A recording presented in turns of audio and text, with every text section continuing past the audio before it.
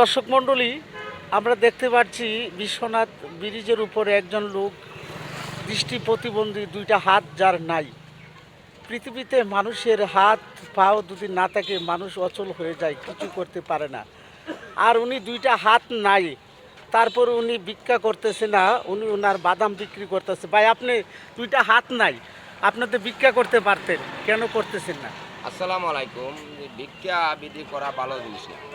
আমার হাত নাই, ঠিক আছে, কিন্তু আমি চাই কর্ম করে খাইতাম। আর ব্যবসা করার সম্মান আছে, ভিক্ষা বিধি করার সম্মান নাই। আর ভিক্ষা যদি চাইতে হয় মহান আল্লাহ রাব্বুল আলামিনের কাছে আমরা সাহায্য চাইতাম।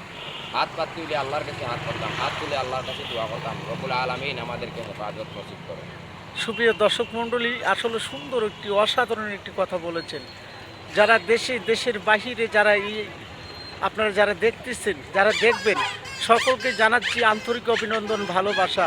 সবই তোমার বিধানবিধি বুঝাবড় ভীষণ দায়ী, সব কিছু দেখেও কেন আজ আমরা অসহায়।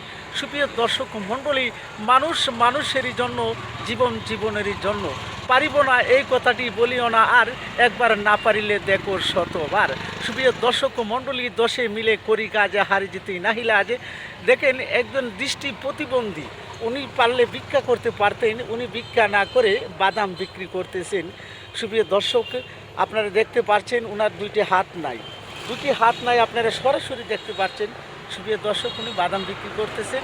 সবাই লাইক কমেন্ট শেয়ার করবেন। ভিডিওটি যারা দেখবেন আপনারা কমেন্ট বক্সে লিখে আমাদের মাঝে পাঠিয়ে দিবেন। খোদা হাফিজ।